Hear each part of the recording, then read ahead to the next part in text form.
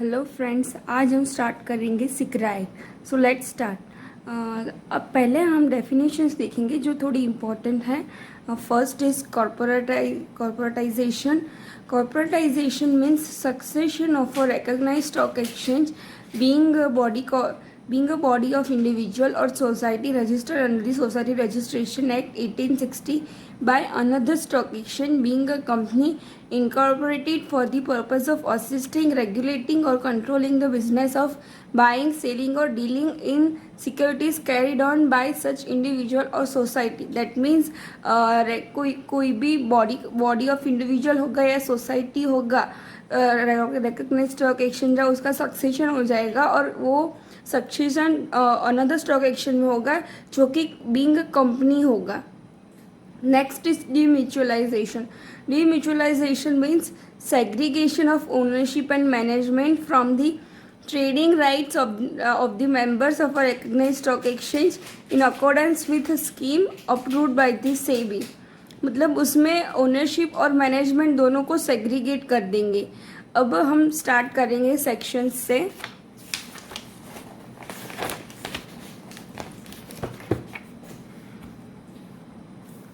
Recognized stock exchange. Dealing in securities can be provided for only by recognized stock exchange. Securities के deal RSE through ही होगा. अब से मैं recognise stock exchange को RSE करके ही पुकारूंगी. As of the date there are 24 RSE in the country including OTCI and interconnected stock exchange. NSE and BSE are two dealing stock exchange having nationwide presence. Power to recognize stock exchange vests with central government. However, central government has delegated those power also to SEBI by notification number 157 SC 93 dated 13/9/94. मतलब stock exchange को recognise करने के power central government के है, पर ये notification के through central government ने ये पावर सेबी को दे दिए है. मतलब अब से जहाँ भी सेंट्रल गवर्नमेंट आएगा उसका मतलब सेबी होगा. So let's start from the section. Section number 3, application for recognition. Any stock exchange desire of making recognized may make an application to central government in prescribed manner. जिसको भी recognize करवाना है अपना stock exchange वो apply करेगा central government को, पर वो एप्लीकेशन के साथ बायलॉज, रूल्स, रेगुलेशन और ये 4 चीज़ें भी आएगी. 4 चीज़ें में फर्स्ट है governing body of stock exchange, उसका कॉन्स्टिट्यूशन, पावर ऑफ मैनेजमेंट और मैनर के बिजनेस कैसे ट्रांजेक्ट होगा. Second is power and duties of office bearer of the stock exchange. Third is admission to various classes of members, qualification for membership and the exclusion, suspension, expulsion and readmission of members therefrom or thereinto.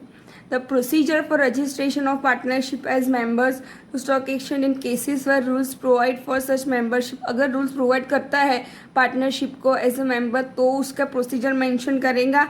And nomination and appointment of authorised representative and clerk. Section 3 में हम apply करेंगे. Section 4 में हमें recognise कर दिया जाएगा अगर हमारा एप्लीकेशन बराबर हुई तो. Section 4 is granting of recognition.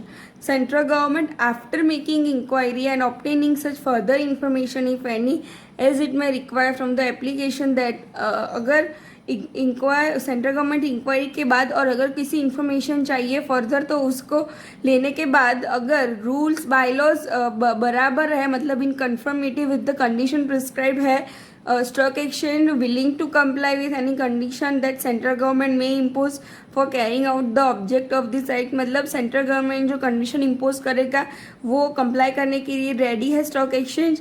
And the recognition would be in the interest of trade and also in public interest.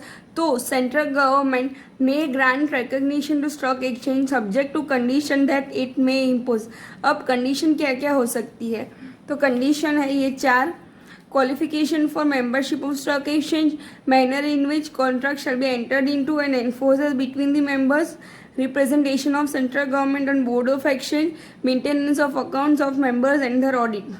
Grant, ये जो ग्रांट होगी वो पब्लिश होगी गैजेट इन इंडिया में and official gazette of state जहाँ पे stock exchange located है। और अगर कोई भी एप्लीकेशन रिफ्यूज़ की जाएगी तो उसको पहले अपॉर्चुनिटी ऑफ बीइंग हर्ड देना होगा, उसके बाद ही एप्लीकेशन रिफ्यूज़ की जाएगी और रीज़न फॉर रिफ्यूज़ल कम्युनिकेट किया जाएगा इन राइटिंग में।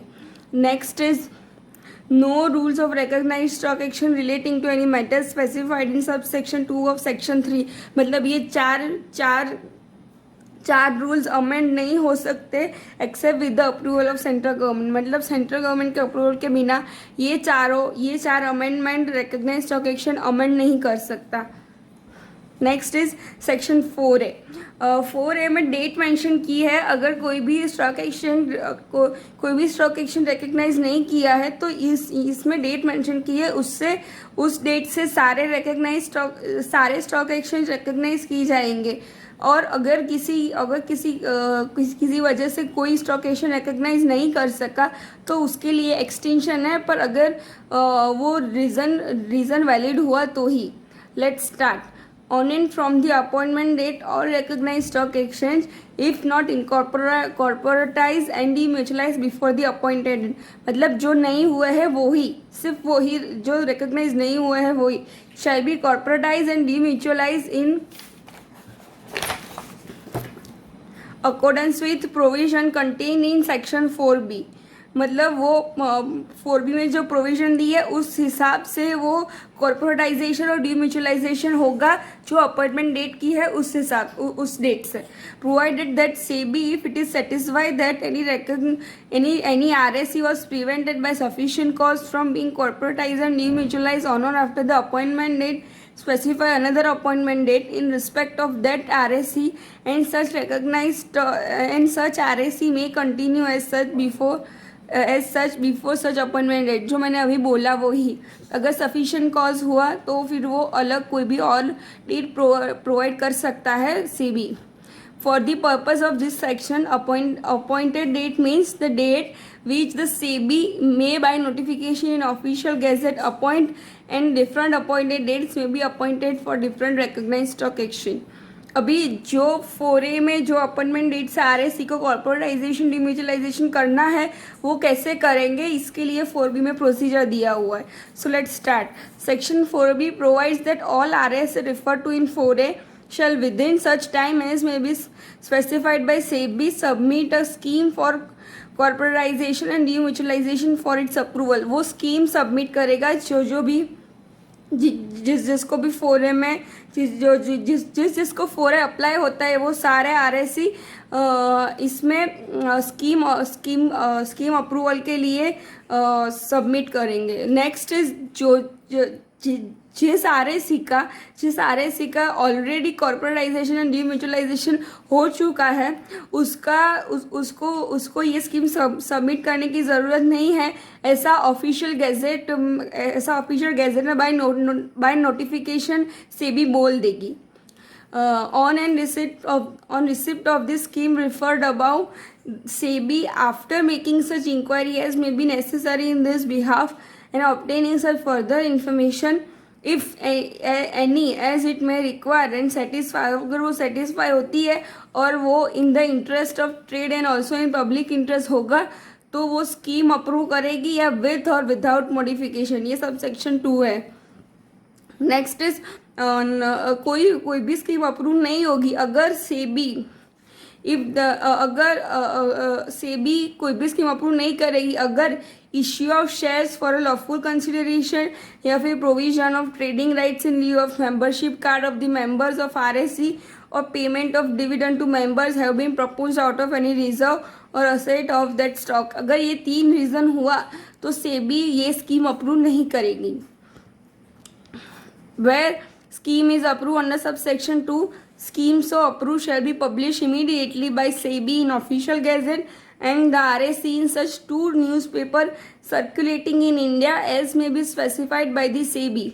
and upon such publication, notwithstanding anything to the contrary in this act or any other law for the time being in force, or any agreement, award, judgment, decree or other instrument for the time being in force, scheme shall have effect and binding on all person, मतलब सब person, authorities including all members, creditors, depositor, employee of the RSC, and on all person having any contract, right, power, obligation or liability with or against, over to, in connection with the recognized stock exchange और इस member, इन सबको जिस दिन से publication official gazette में notification आई उस दिन से ये सारे पर्सन को ये स्कीम बाइंडिंग हो जाएगी।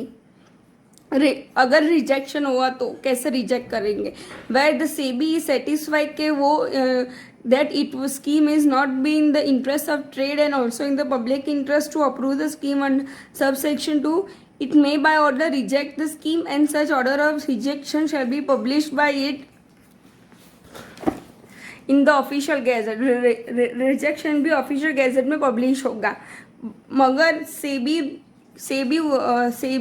जो भी रिकॉग्नाइज स्टॉक एक्सचेंज है रिफ्यूज करने से पहले उसको अपॉर्चुनिटी ऑफ बीइंग हर्ड देगी before passing refusal order. SEBI while approving the scheme under sub section 2 by order in writing restrict कर सकता है voting right of the share holder जो कि ऑल्सो स्टॉक ब्रोकर है आरएससी का, restrict the right of share holder और stock broker of RSC to appoint representative on the governing body of stock exchange. The maximum number of representative of the stockbroker of RSC to be appointed on the governing board of RSC which shall not be 1/4 of the total strength of the governing body. मतलब जो total strength of governing body है उसके 1/4 से ज़्यादा stock broker as a representative RSC के governing body में नहीं हो सकते। ये सब सेक्शन 6 था। सब सेक्शन 7 अपॉइंट जो ऑर्डर हुआ है सब सेक्शन 6 में वो पब्लिश होगा इन द ऑफिशियल गैजेट में and on the publication the order shall notwithstanding anything to the contrary contain in the companies act 1956 और any other law for the time being in force have full effect. जब से publish होगा official gazette में तब से उसका full effect होगा। Next is subsection 8. Every recognized stock exchange in respect of which scheme for corporatization and demutualization has been approved under subsection 2 shall either by fresh issue of equity share to the public or in any other manner as may be specified by the regulation made by the SEBI ensure that at least 51% of its equity share capital is held within 12 months from the date of publication of the order under subsection 7 by the public other than share holder having trading rights. मतलब 12 जो sub section 7 में order होगा उससे 12 महीने के अंदर 51% shares public में आना चाहिए और वो पब्लिक में share holders having trading rights include नहीं होगा। Next is SEBI on sufficient cause being shown to it and in the public interest extend this set period of another 12 months. ये 12 मंथ सेबी अगर चाहे तो एक्सटेंड कर सकती है। Next is withdrawal of recognition. अगर किसी भी रिकॉग्नाइज स्टॉक एक्सचेंज में कॉर्पोरेटाइजेशन डिम्यूचुअलाइजेशन नहीं किया और वो 4A और 4B में भी नहीं किया तो उसका सेक्शन 5 में विड्रॉल हो जाएगा। So let's read the section. If central government is of the opinion that recognition granted to exchange must be withdrawn in the interest of trade or in the public interest, it may withdraw the recognition after serving due notice on governing body of exchange. Withdrawal, however, will not affect validity of contract entered into before the date of withdrawal notification. Withdrawal notification के पहले के जो contract है वो सारे valid माने जाएंगे। Subsection 2 provides that where recognition exchange has not been corporatized or demutualized, ये सारे रीज़न है कि किस वजह से विड्रॉल हुआ। तो फर्स्ट है कि RSC has not been corporatise और डीम्यूचुअलाइज और it fails to submit the scheme जो refer to subsection 1 of section 4B within specified time, therefore या फिर स्कीम रिजेक्ट हो गई है सेबी की अंडर सबसेक्शन 5 ऑफ 4B या फिर recognition granted to stock exchange under 4 shall not with anything contain to the contrary contain in this act. Recognition grant किया है पर वो इस एक्ट से कॉन्ट्रावीन करती है करता है स्टॉक एक्सचेंज तो ये grant shall withdrawn and central government shall publish by notification in the official gazette such withdrawal of recognition. No such withdrawal shall affect the validity of any contract entered into or made before the date of the notification, and the SEBI may, after consultation with the stock exchange, make such provision as may deem fit in the order rejecting the scheme published in the official gazette under subsection 5 of section 4b. मतलब आगे बोला वही कि कोई भी contract ये notification के पहले के होंगे वो सारे वैलिड में माने जाएंगे, वो इनवैलिड नहीं करेंगे। और ये रिजेक्शन के लिए सेबी चाहे तो प्रोविज़न बना सकती है और कोई। Next section is power of central government to call for information. First, every RSE should furnish periodical return to SEBI in the prescribe format. और ये रिटर्न में क्या क्या आएगा तो कि information on current affairs of the stock exchange including volume and value of transaction, short deliveries, important decision taken by board etcetera. Next is every stock exchange has to maintain books of accounts for a period of 5 years and this book may be inspected by SEBI at any point of time. SEBI कभी भी चाहे तो उसका inspection कर सकती है और 5 साल के लिए हमें मेंटेन करना होगा बुक्स ऑफ अकाउंट्स.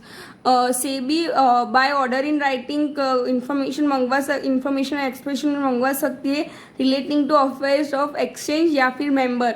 और SEBI के पास पावर है टू अपॉइंट वन और more inquiry officer who may submit the report to SEBI. वो रिपोर्ट सबमिट करेंगे SEBI को.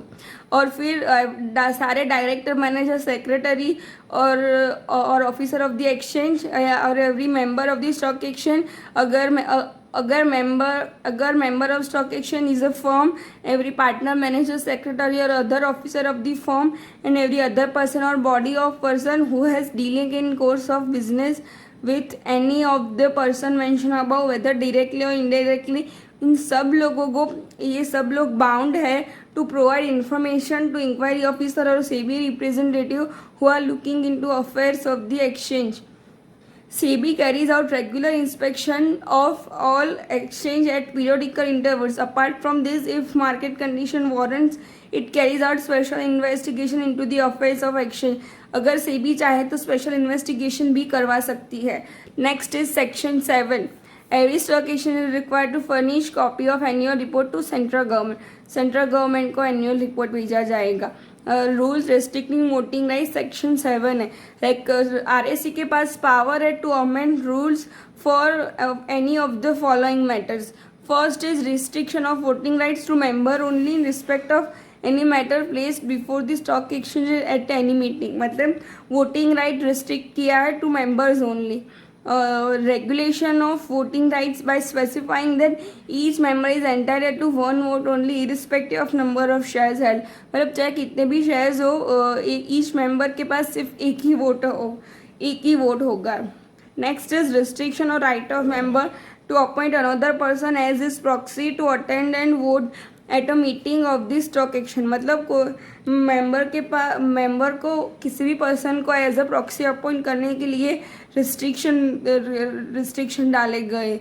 और such incidental consequence and supplementary matter as may be necessary to give effect to any of the matter specified in clause ABC. इसके अलावा इससे related कोई भी matters. Currently all exchange provide for one member one vote. सारा exchange एक member एक vote का ही प्रोविजन है. Only members can appoint as only member ही अपॉइंट हो सकते हैं एज अ प्रॉक्सी. और कोई भी अमेंडमेंट होगा इस रूल्स में तो उसको अप्रूव करवाना पड़ेगा सेंट्रल गवर्नमेंट यानी SEBI के पास. And such amendment become effective only after such approval. और ये अप्रूवल के बाद ही ये रूल इफेक्टिव होगा. Next section is section 8. Power of central government to make rules. Central government, after consultation with stock exchange, may by order in writing direct stock exchange to make or amend rules within 2 months from the date of such order.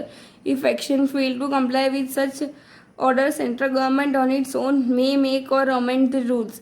मतलब central government after consultation with stock exchange in writing direct करेंगे stock exchange को, या rule बनाएंगी या rule amend करेंगी with in 2 months of the order. और अगर exchange fail कर गई तो सेंट्रल गवर्नमेंट अपने ही रूल अपने हिसाब से रूल बनाएगी और अमेंड कर लेगी। क्लियरिंग कॉर्पोरेशन सेक्शन 8 है। RSC may with the prior approval of the SEBI transfer duties and functions of clearing house to clearing corporation. मतलब क्लियरिंग हाउस से क्लियरिंग कॉर्पोरेशन में ट्रांसफ़र हो जाएगी ड्यूटीज़ और फंक्शन, जो कि कंपनी होगा incorporated under companies act 1956।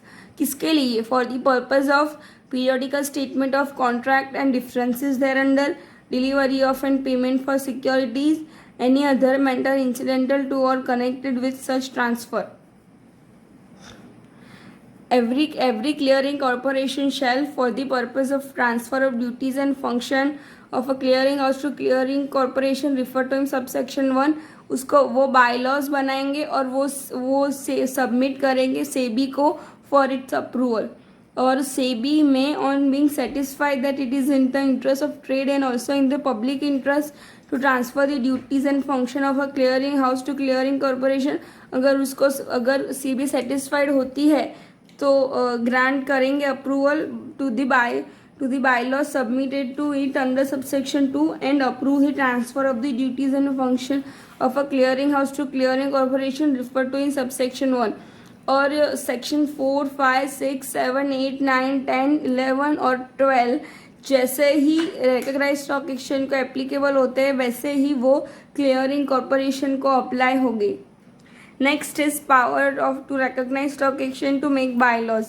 Section 9. Any RSE may, subject to the previous approval of SEBI, make bylaws for the regulation and control of contracts. In particular, without prejudice to generality of foregoing power, such bylaws may provide for, ये सारे bylaws है जिसमें जो regular business होता है उसके सारे decision है कि कब खुलेगा, कब बंद होगा, कैसे ट्रांजैक्शन होगा, क्या होगा, ऐसे ये सारे रूल्स है जो RSE बना सकती है। और सेक्शन 9 में वो रूल बनाएंगी और सेक्शन 10 में वो रूल अप्रूव होगा। So we will read this section. Power of SEBI to make or amend bylaws of RSE. SEBI on its own consultation with the Board of Exchange or on a request of Exchange, वो खुद से या फिर request की होगी exchange ने, may amend bylaws relating to matters जो section 9 में बनाए गए हैं वो, after recording the reason for doing so, reason record होगा। The making or the amendment or revision of any bylaw shall in all cases be subject to condition of previous publication.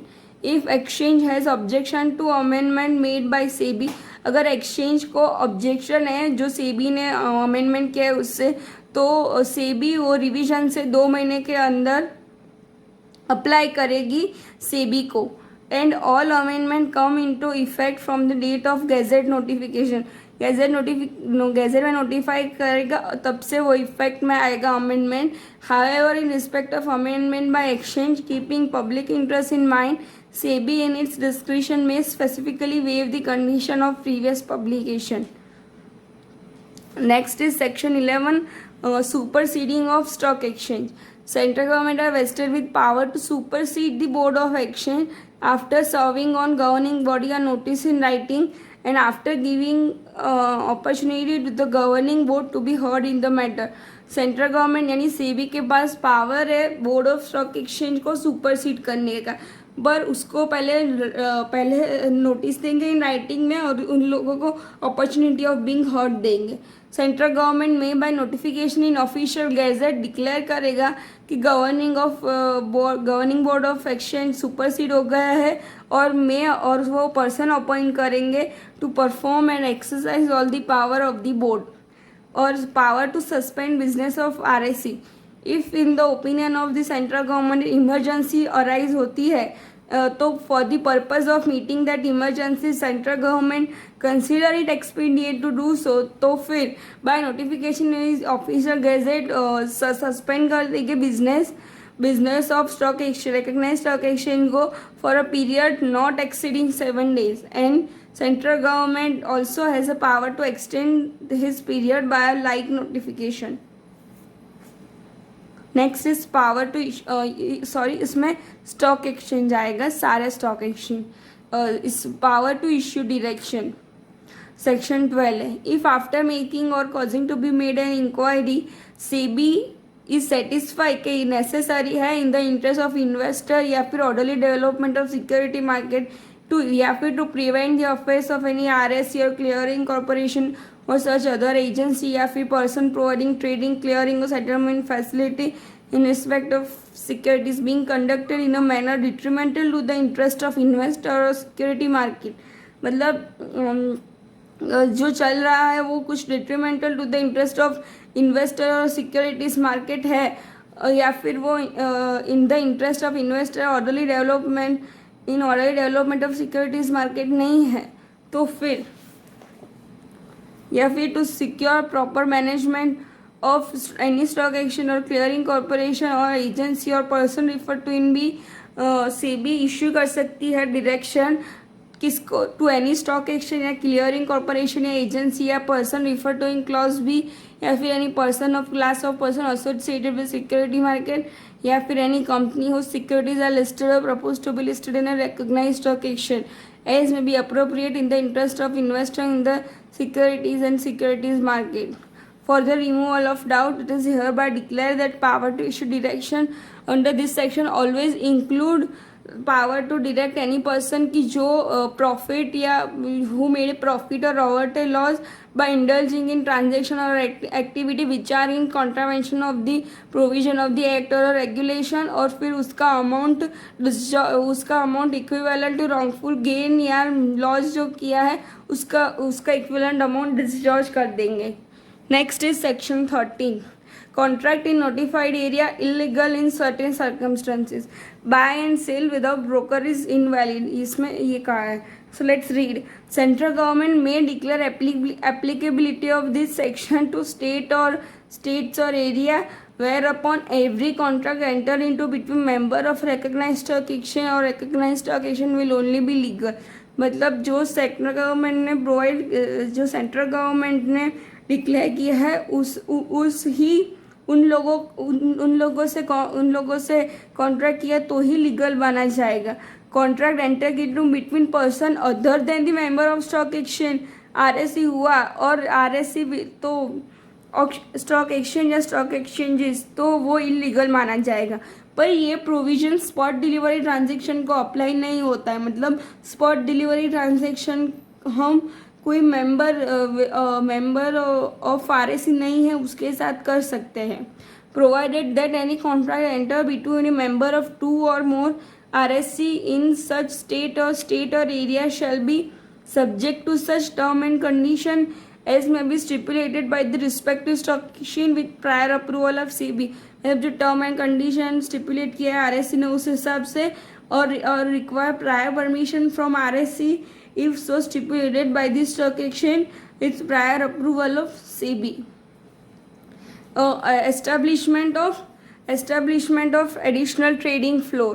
According to section 13 stock exchange may establish additional trading floor with the prior approval of SEBI in accordance with the terms and conditions stipulated by the said board. मतलब stock exchange SEBI के approval से trading floor establish कर सकते हैं. और trading floor additional trading floor मतलब क्या, जहाँ से मेंबर्स ट्रेड कर सकते हैं. मीन्स ट्रेडिंग रिंग और trading facility offered by RSC outside its area of operation to enable the investor to buy and sell securities through such trading floor under regulatory framework of the stock exchange. Next section is section 40. Contract in notified areas to be void in certain circumstances.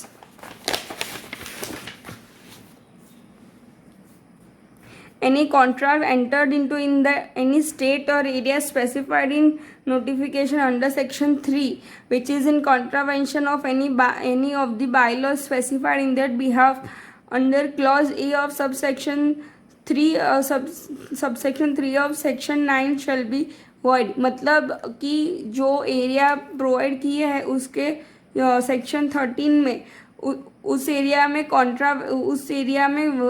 जो contract हुए हैं वो इन contravention of the bylaws किए जो bylaws specified किए हैं section 9 of sub section 3 में as respect the rights of any member of the RSC who has entered into such contract in contravention of any of such bylaws, and also as respect the right of any other person who knowingly participated in the transaction entailing such corporation, मतलब void होगा कोई किसी भी right of any other person का जो knowingly participate करता है कि उसको पता है कि ये ट्रांजेक्शन कॉन्ट्रावेंशन का है.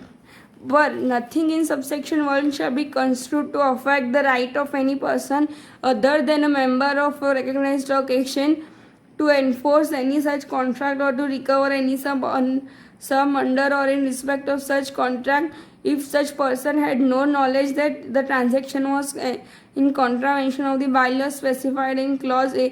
मतलब कोई नॉन मेंबर है उसको पता नहीं है कि ये कॉन्ट्रावेंशन नहीं है सेक्शन 3 और सब सेक्शन 9 और क्लॉज ए का, वो उसको पता नहीं है कि ये कॉन्ट्रावेंशन नहीं है, तो फिर उसको वो राइट उस पर्सन का राइट अफेक्ट नहीं किया जाएगा. अगर उसको पता है तो ही उस पर्सन का राइट वॉइड होगा. Next is section 15. Members not to act as a principal. Members of stock exchange normally carries out transaction on behalf of investor and hence principal agent relationship exists. Members can enter into transaction as principal with another member of stock exchange only. मतलब member enter कर सकते हैं transaction में as a principal with another member of stock exchange के साथ ही. अगर member को कॉन्ट्रैक्ट करना है as a principal with non member तो फिर रिटर्न कंसेंट लेना होगा वो पर्सन का to act as a principal. Contract note should indicate that member is acting as principal, और कॉन्ट्रैक्ट नोट में ऐसा स्पेसिफाई किया जाएगा कि ये एक्टिंग एज अ प्रिंसिपल है. और ये सब स्पॉट डिलीवरी के कॉन्ट्रैक्ट को एप्लीकेबल नहीं होगा. Next section is section 16. Power to prohibit prior to prohibit contracts in certain cases. If CG is of the opinion that it is necessary to prevent undesirable speculation in specified securities in any state or area, वो by notification in official gazette declare करेंगे कि कोई भी person वो state में as a specified in the notification save with permission of central government enter नहीं कर सकता any contract for the sale और purchase of any security specified in the notification except the extent and in the manner if any specified therein. मतलब अगर central government को लगा तो to prevent undesirable speculation in specified security in any state और area, तो वो bye official gazette में notify करेंगे और वो स्टेट और एरिया में वो स्टेट और एरिया में वो सिक्योरिटी का कोई भी सेल परचेज या डील नहीं होगा, कोई भी कॉन्ट्रैक्ट नहीं होगा. But except to the extent and in manner, कोई एक्सेप्शन होगा तो वो अप्लाई किया जाएगा. All contracts in contravention of the provision of subsection 1 entered into after the date of notification issue thereunder shall be illegal. मतलब कोई भी contract enter हुआ आफ्टर नोटिफिकेशन डेट तो वो कॉन्ट्रावेंशन माना जाए, contravention of the provision of subsection 1 माना जाएगा और वो इलीगल होगा. पर ये नोटिफिकेशन के अंदर फॉलोइंग ट्रांजेक्शन है जो एंटर किए जा सकते हैं, जो यहाँ पे लिखा है declares that no person in the territory to which state exchange shall save with the permission of the board enter into any contract for sale और purchase of securities other than a contract falling under any one और more of the following namely. मतलब कि ये सारे जो contracts है ये contracts allowable है. First is spot delivery contract. Second is contracts for sale or purchase of securities or contracts in derivatives के contracts हो के securities के as are permissible under the said act. ये एक्ट में या फिर सेबी के एक्ट में और जो रूल रेगुलेशन ये एक्ट में बनाए गए हैं वो, और rule and regulation of a recognised stock exchange. Contract for preemption including right of first refusal और टैग अलोंग और drag along rights containing share holders agreement और articles of association of a companies और other body corporate. ये contract भी allowable है. Contract in share holders agreement और articles of association of company और other body corporate, मतलब contracts जो share holder agreement में है या फिर article of association of a company में है या फिर कंपनी के या अदर बॉडी कॉर्पोरेट के, फॉर द परचेज ऑफ और sale of securities person to exercise of option, किसी भी ऑप्शन का एक्सरसाइज हो रहा है, contain therein to buy और सेल सिक्योरिटीज वेयर पर उसमें टाइटल और ओनरशिप ऑफ अंडरलाइंग सिक्योरिटीज है continuously by the selling party to such contract for minimum period of 1 year from the date of entering into contract. जिस दिन से contract enter किया उस दिन से 1 year तक टाइटल और ओनरशिप सेलर का ही होगा. नेक्स्ट इज प्राइस और कंसिडरेशन पेएबल फॉर सेल और purchase of the underlying securities pursuant to exercise of any option contained therein is in compliance with all the laws for the time being force as applicable. मतलब जो price और consideration होगा cell या purchase का वो as per provision of the law होगा. Next is contract is settle by way of actual delivery of the underlying securities, मतलब actual delivery of the contract होगा. Provided that contract specified in clause और two A to D above, मतलब ये 4 contract shall be in accordance with the provision of FEMA, मतलब FEMA के according, FEMA उसके rules और regulation के according ये ट्रांजेक्शन हो सकते हैं. Provided further that nothing contain in this notification shall affect और validate any contract which has been entered into prior to the notification of this date of this notification.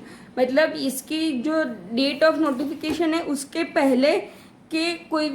पहले कोई भी contract हो सकता है. वो उसके पहले जो कॉन्ट्रैक्ट हुआ है उसको वो कॉन्ट्रैक्ट की वैलिडिटी को कुछ अफेक्ट नहीं होगा. Next is explanation. It is hereby clarified that contracts mentioned in clause C and D above shall be varied notwithstanding anything contained in section 18A read with clause D of subsection 1 of section 23 of the SICRA. मतलब कि ये दोनों में जो भी लिखा है पर फिर भी ये जो it is mentioned in clause C D above shall be, मतलब ये दोनों वैलिड ही माने जाएंगे चाहे जो भी लिखा हो ये दोनों सेक्शन में 18A में एंड 23 में. Provided also that any contract for sale और परचेज ऑफ गवर्नमेंट सिक्योरिटीज, मतलब कि कोई भी कॉन्ट्रैक्ट हो रहा है फॉर सेल और परचेज ऑफ गवर्नमेंट सिक्योरिटीज़ का या गोल्ड रिलेटेड सिक्योरिटीज़ का या मनी मार्केट सिक्योरिटीज़ का या कॉन्ट्रैक्ट इन करेंसी डेरिवेटिव्स या interest rate derivatives and ready forward contracts in debt securities entered into on the recognised stock exchange, मतलब recognised stock exchange में enter हो रहा है, ये के साथ एंटर हो रहा है. And shall be entered into in accordance with, वो किसके अकॉर्डेंस होना चाहिए तो कि रूल्स एंड रेगुलेशन और बायलॉज मेड अंडर सिक्रा के अंदर और सेबी के अंदर and direction issued by SEBI under this act, मतलब सिक्रा, सेबी और सेबी के directions.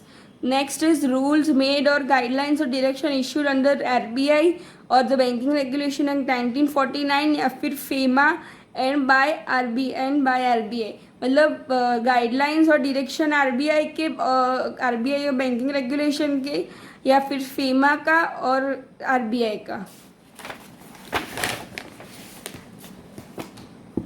Notification issued by Reserve Bank of India under the SCRA, मतलब जो रिजर्व बैंक ने अंडर सिक्रा जो नोटिफिकेशन इश्यू किया वो इन तीनों के अकॉर्डिंग आरएसी के आरएसी में ये सारे के कॉन्ट्रैक्ट हो सकते हैं।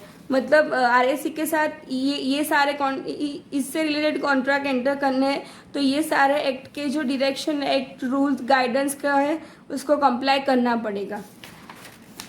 Next is section 17, licensing of dealers in securities in certain area. Broker अगर किसी को बनना है तो उसको लाइसेंस चाहिए, ये इस सेक्शन 17 में आएगा। So let's read it. When a person is restricted to carry on the business dealing in subject to the provision of subsection 3 and to other provision, मतलब ये subsection 3 मतलब exemption वाला, and to other provision contained in this act, no person shall carry on or purport to carry on, whether on his own behalf or on behalf of any other person, business of dealing in any securities in any state or area to which section 13 has not been declared to apply and to which central government may by notification in the official gazette declare this section to apply, except under the authority of license granted by SEBI in this behalf। मतलब licence लेना होगा, जब तक licence granted नहीं होगा by SEBI तब तक वो बिजनेस नहीं कर सकते, एक्सेप्ट द एरिया जो सेक्शन 3 में प्रोवाइड किए हैं, सेक्शन 13 में प्रोवाइड किए हैं। No notification under subsection 1 shall be issued with respect to any state or area unless central government is satisfied कि having regard to manner in which securities are dealt with within such state or area that it is desirable or expedient in the interest of trade या फिर in the interest of public interest, then such dealing should be regulated by a system of licensing। मतलब central government जब तक satisfied नहीं हो जाता कि वो in the interest of trade या in the interest of public interest है, तो ही वो ग्रांट करेंगे लाइसेंस। और एग्जम्पशन है उसका कि restriction impose by such subsection 1 relating to dealing in securities shall not apply to the doing of anything by or on behalf of a member of any recognized stock exchange। मतलब member of stock exchange को ये section apply नहीं होगा। Next is section 17A, public issue and listing of securities refer to in clause I of clause H of section 2। मतलब इस section में इस section में जो सिक्योरिटीज़ है उसकी बात की गई है। Without prejudice to the provisions content in this act और any other law for the time being in force, no securities for the nature, जो ये सब क्लॉज में प्रोवाइड की है वो नेचर की सिक्योरिटीज़ ऑफर नहीं की जा सकती पब्लिक को, या फिर लिस्टेड नहीं की जा सकती on any stock exchange unless the issuer fulfil such eligibility criteria. जब तक कि वो एलिजिबिलिटी क्राइटेरिया फुलफिल नहीं करता और जब तक कि वो कंप्लाई नहीं करता such other requirement as may be specified by regulation made by SEBI.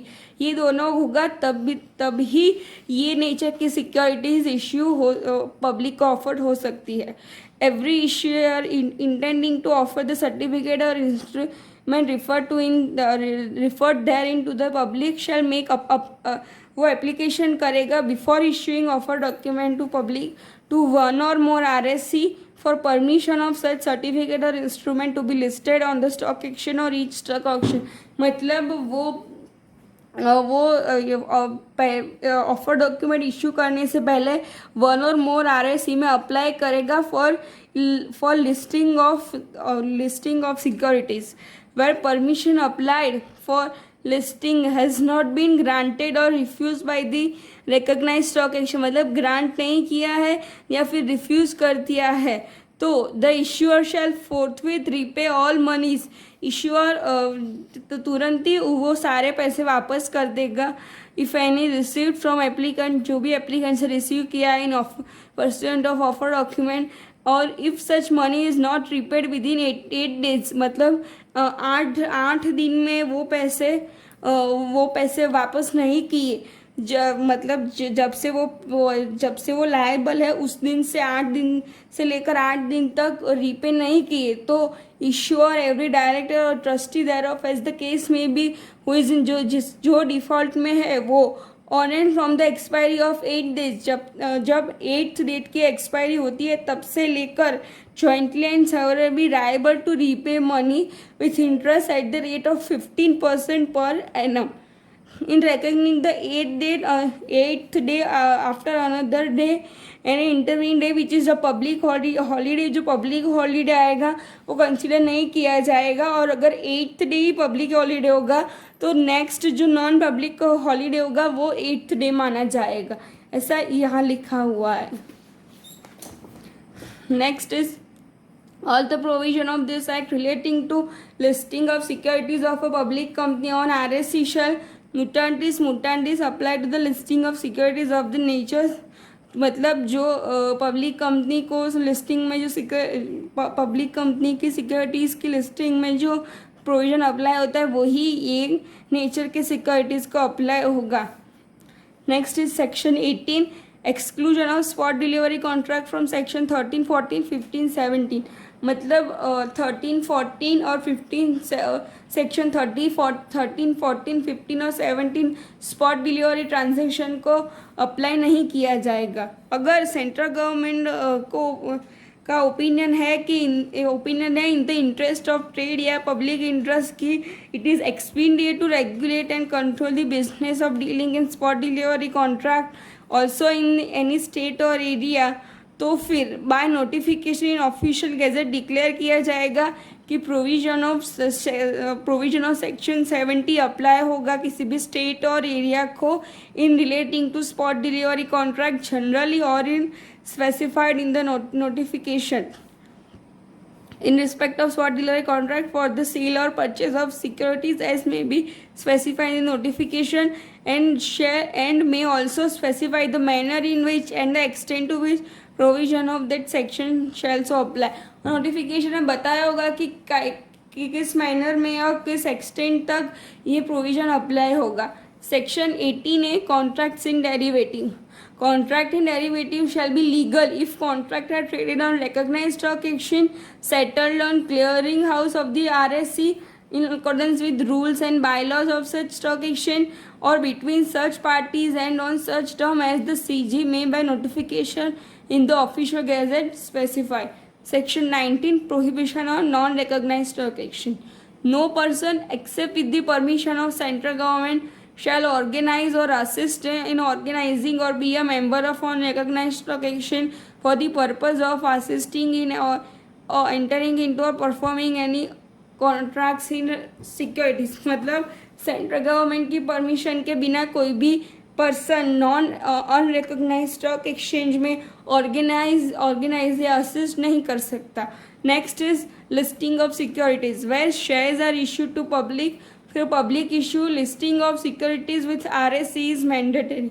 मतलब जब भी शेयर्स पब्लिक को इश्यू हो रहा है तो वो उसका लिस्टिंग RSE में करना मैंडेटरी है.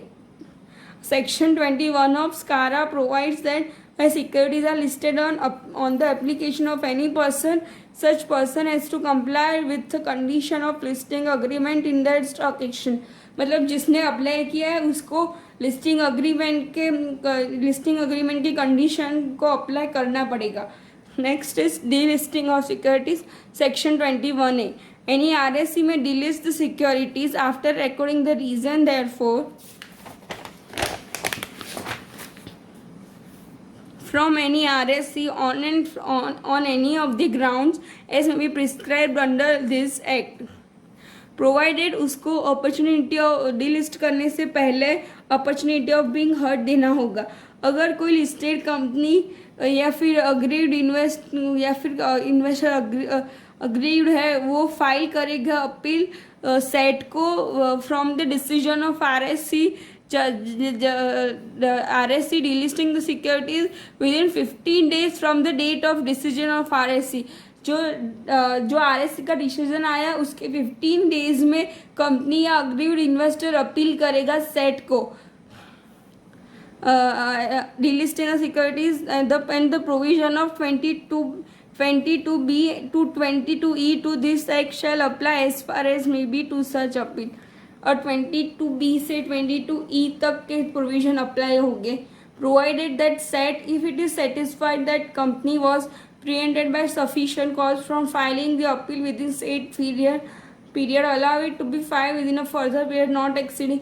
अगर सेट को लगा तो फर्दर 1 मंथ में भी वो अप्लाई कर सकता है. Next section is right of appeal against refusal of stock exchange to list securities of a public companies where RSC acting in pursuance of any power given to it by bylaws refuse to list securities of any public company or collective investment scheme. Company or scheme shall be entitled to be furnished with reason for such refusal and may within 15 days from the date of the reason for such refusal are furnished to it or where stock exchange मतलब जो जिस दिन refusal किया उस दिन से लेकर 15 days तक मतलब विदिन 15 डेज में अप्लाई करेंगे सीजे को, या फिर स्टॉक एक्सचेंज भूल गया या फिर वो बताने में फेल कर गया तो within the time specified in 73 यानी section 14 of companies act 2030 the application for permission or for the shares or debenture to be dealt with on the stock exchange within 15 days from the date of expiry of the specified time. मतलब जो time specified किया है वो expire हो गया और उस दिन से लेकर 15 डेज एक्सपायर हो गए या फिर with in such further period not exceeding 1 month at the central government may on sufficient cause be shown to it allow appeal to central government against such refusal omission or failure. मतलब central government को apply करेंगे अगर उन्होंने refusal कर दिया या फिर वो भूल गए या फिर वो फेल कर गए डिस्पोज ऑफ कर देंगे विद इन स्पेसिफाइड टाइम में तो हम सेंट्रल गवर्नमेंट को अपील करेंगे as the case may be and thereupon central government after giving stock exchange opportunity of being heard वो वेरी और set aside the decision of stock exchange कर सकता है या फिर वह स्टॉक एक्सचेंज हैज ओमिटेड और fail to dispose of the application within specified time grant और रिफ्यूज द परमिशन एंड वह CG set aside the decision of the RSC और grant the permission stock exchange act करेगा in conformity with the order of central government. मतलब जैसे central government का order है वैसे ही स्टॉक एक्सचेंज ऑर्डर को फॉलो करेगा. Provided that no appeal shall be preferred again refusal omission और failure as the case may be under this section on and after the commencement of securities law act 1999. मतलब ये section 1999 के पहले apply करना हो तो है. अगर 1999 के बाद करना हो तो प्रोविजन सेम ही है पर सेंट्रल गवर्नमेंट की जगह सेट आ जाएगा और ये ऐसा यहाँ 22A में लिखा है. सेम प्रोविजन है कि अगर recognise stock exchange acting in pursuance of any power given to it by refuse करता है to list the securities of any company then company shall be entitled to furnish within reason within 15 days from the date 15 दिन के अंदर अंदर या फिर वो stock exchange भूल गया हो या फेल कर गया डिस्पोज ऑफ करेंगे तो within 15 days from the date of expiry of said period मतलब जो स्पेसिफाइड टाइम एक्सपायर हो गया उससे लेकर 15 दिन के अंदर बट मैक्सिमम 1 महीने के अंदर अंदर अपील कर देंगे हम सेट को having jurisdiction in the matter against such refusal omission or failure as the case may be and thereupon set may after giving stock exchange same very set aside करेगा decision court का या फिर वो grant या refuse करेगा permission को और जो सेट करेगा जो ऑर्डर सेट देगा उसको रिकग्नाइज स्टॉक एक्सचेंज को उसको स्टॉक एक्सचेंज को वो ऑर्डर को फॉलो करना पड़ेगा मतलब मानना पड़ेगा. Next is power and procedure of set. ये सेक्शन ये सेम सेक्शन था सीबी में भी और ये सेम सिकरा में भी है. जो मैंने बोला है सेबी में भी बोला है कि ये मोस्ट प्रोबेबली कुछ एक्ट में सेम ही होता है अलाइड लॉ के एक्ट में.